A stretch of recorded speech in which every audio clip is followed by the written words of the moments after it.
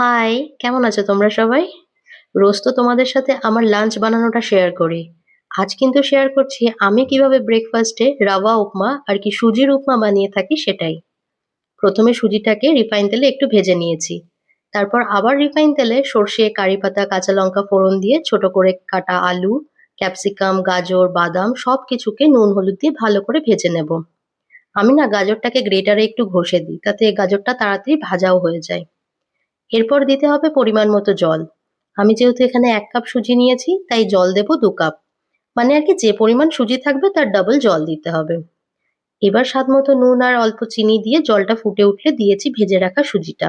এবার সবকিছু ভালো করে মিশিয়ে নিয়ে গ্যাসের ফ্লেম একদম কমিয়ে ৪ থেকে ৫ মিনিটের জন্য ঢেকে দেব। কিছুক্ষণ পরে ঢাকনা সরিয়ে সবশেষে দিয়েছি ঘি আর পাতিলেবুর রস। গ্যাস পুরো বন্ধ করে আবারও ২-৩ মিনিটের জন্য ঢেকে রাখলেই রেডি রভা উপমা। জানিও তোমাদের এই সুজির উপমা কেমন লাগলো।